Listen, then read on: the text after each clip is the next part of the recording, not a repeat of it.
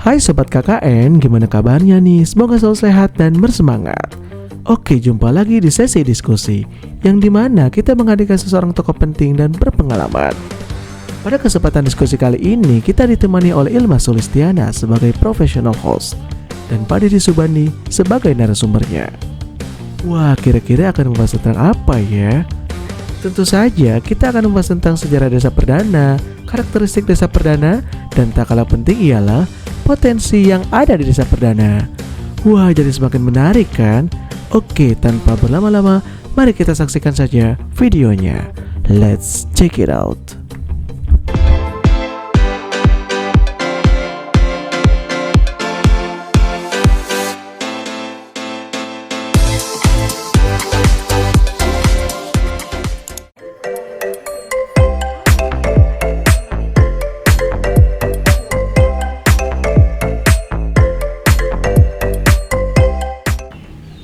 Halo Sobat KKN, kembali lagi dengan saya Ilma Sulistiana dalam program diskusi.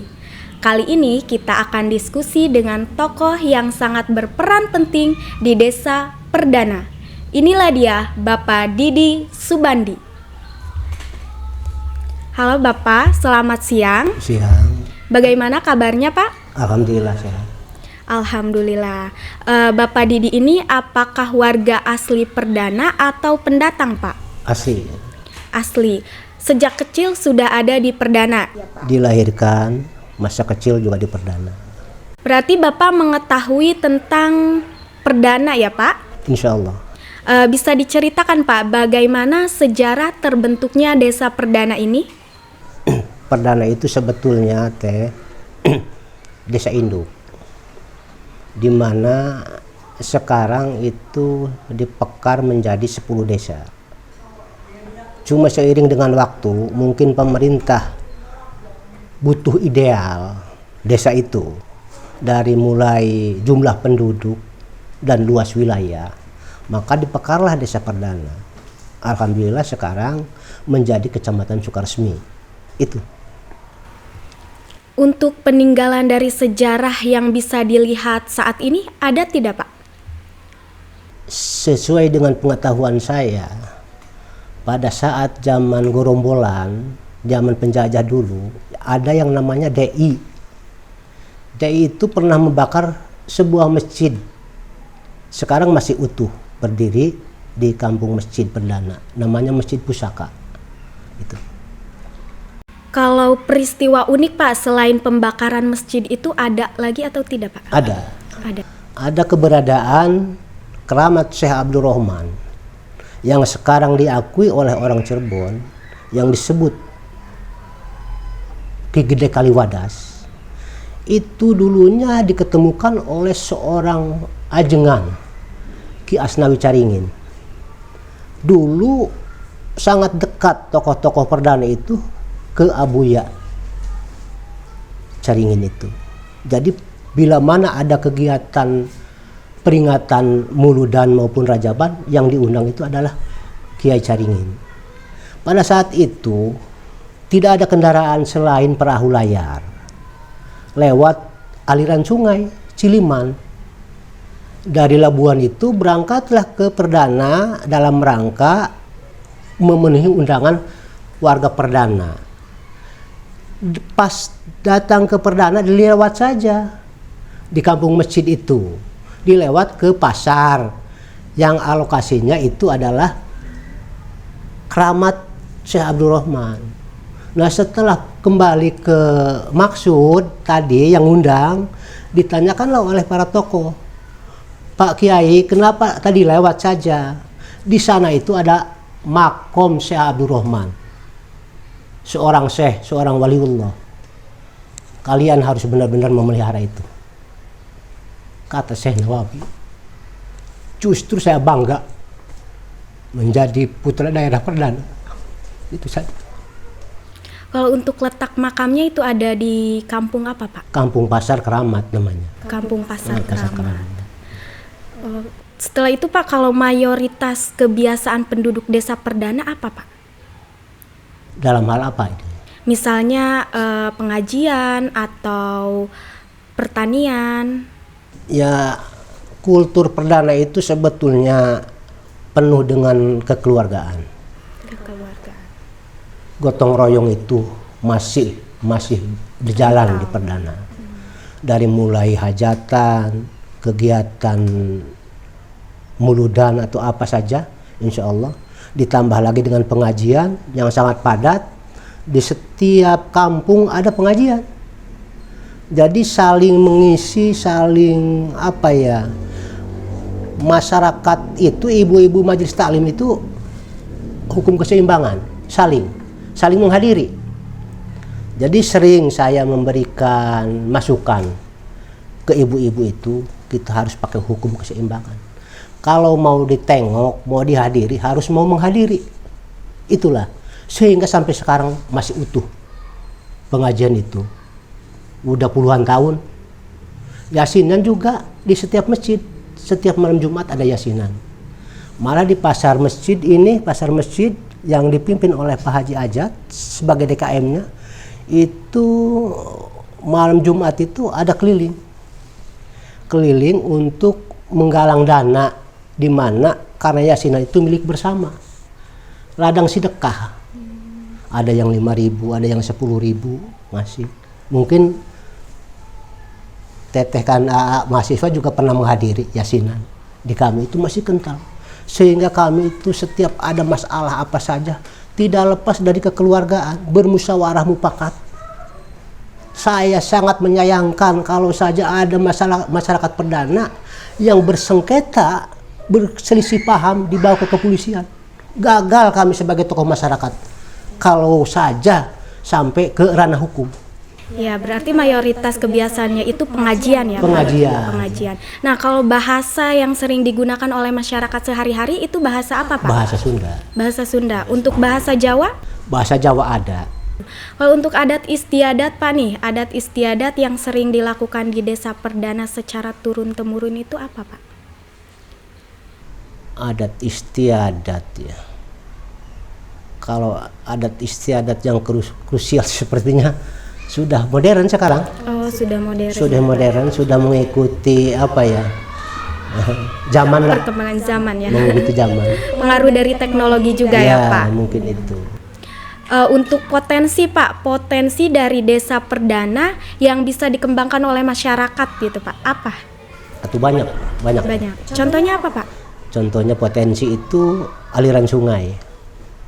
Dimana kalau kita lihat pengalaman di Wetan ya, aliran sungai itu bisa dimanfaatkan untuk keramba ikan. Cuma di sini sayang karena itu bisa dilakukan secara massal, secara organisasi. Kenapa begitu? Karena masih ada orang yang memanfaatkan aliran sungai itu, mengambil ikan dengan cara paksa, disetrum lah, diobat lah. Walhasil kalau kita punya niat perorangan, ya tidak bisa dihalau itu. Kalau kita lihat kan, Pak, dari desa perdana ini banyak sekali sawah-sawah ya, Pak. Apakah itu juga bisa digali sebagai potensi yang bisa dikembangkan oleh masyarakat, Pak? Bukan bisa lagi, Bu. Teh ya, bukan bisa lagi. Memang itu salah satu salah satu penghasilan masyarakat perdana secara mayoritas itu petani. Cuma di dalamnya kenyataannya itu petani jadi hanya penggarap. Lahannya itu milik orang lain, terutama milik orang kota lah, orang Pandeglang, orang Tangerang. Walhasil ya harus nyewa. Gitu. Jadi hasilnya nanti dibagi dua gitu ya, Pak? Bukan dibagi dua, sudah ditentukan dari sana. Misalkan per hektar itu berapa ya? Satu kotaknya itu 60 kilo. 6 kali 4, 2 ton 4 kintal. 2 ton setengah lah per musim itu. Sementara modal garapnya itu petani dapat pinjam. Berarti itu sebagai mata pencaharian masyarakat gitu ya, Pak? Jadi secara kenyataannya begini Teh. Petani itu butuh modal traktor. Cuma 1.200.000. Sementara pinjamnya 2 juta. karena mereka juga butuh makan. Walhasil itu disitulah. Jadi penghasilan petani itu sangat-sangat minim. Malah ada yang tekor, ada yang tekor.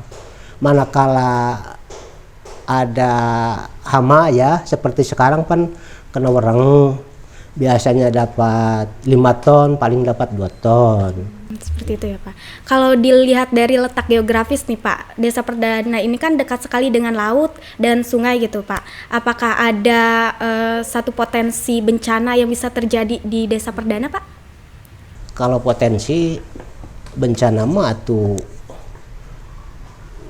sudah langganan, banjir. Banjir. Disebabkan oleh apa itu Pak banjir? Disebabkan karena aliran sungai yang berliku-liku dan dangkal. Itu. Mungkin kalau disodet mah ya diluruskan insya Allah. Tapi akhir-akhir ini kurang lebih 5 tahun lah tidak banjir teh. Tidak banjir. Mungkin ada perubahan dari hulunya ya.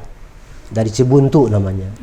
Ketika terjadi banjir itu Pak, bagaimana cara masyarakat menyelamatkan diri mereka Pak? Apakah dengan mengungsi atau bagaimana? Kami sudah bersahabat dengan banjir. Sudah tidak kaget lagi karena ada tanda-tanda. Curah hujan tinggi, 3 hari berturut-turut kami sudah mempersiapkan bikin paranggon. Ada yang ngedul mah tidak bikin paranggon ya, mungkin ngungsi. Karena sekarang sudah lengkap sepertinya penolong itu. Ada Sibat, ada apa lagi BPBD ya. Berkeliaran, yang nganterin makanan siap saji, ada yang nganterin supermi dan lain sebagainya. Walhasil yang ngedul mah tidak mau bikin paranggon. Gitu. Iya. Kalau secara letak geografis juga Pak nih, perbatasan Desa Perdana sebelah timur dan sebelah baratnya itu berbatasan dengan desa atau kampung apa Pak? Kalau sebelah barat ya, berbatasan dengan Desa Teluk Lada. Teluk Lada. Ya. Sebelah utara berbatasan dengan Desa Pasir Kadu. Sebelah selatan berbatasan dengan Desa Karyasari. Sebelah timur ya, sebelah sini timur kan, aliran sungai. Ciliman itu ya? Aliran sungai Ciliman itu. Luas wilayah Perdana sebetulnya sedikit, tidak luas. Jumlah penduduknya juga tidak banyak. Yang seharusnya Perdana sudah bisa dikategorikan desa maju lah. Kalau dilihat dari permukaan Perdana sepertinya sudah layak jadi desa maju lah. Karena kondisi rumah dan lain sebagainya sudah memadai. Ya. Bapak nih sebagai orang yang penting di Desa Perdana, harapan Bapak untuk Desa Perdana selama 5 tahun ke depan apa Pak? Harapan saya mudah-mudahan, saya berharap hadirnya pemimpin yang amanah. Karena di sekarang ini ada bantuan dari pemerintah sudah cukup memperhatikan masyarakat. Kalau saja pemimpinnya amanah, insya Allah terbantu masyarakat, terbantu. Seperti itu ya Pak. Jadi Bapak ini sebagai tokoh penting di Desa Perdana mengharapkan seorang tokoh atau pemimpin Desa Perdana yang amanah untuk kemajuan Desa Perdana itu sendiri. Baik, teman-teman KKN, sesi diskusi kita pada siang hari ini telah selesai dan tadi kita sudah mendengarkan mengenai sejarah dan potensi Desa Perdana. Saya Ilma Sulistiana sebagai host di program diskusi kali ini pamit undur diri. Wassalamualaikum warahmatullahi wabarakatuh.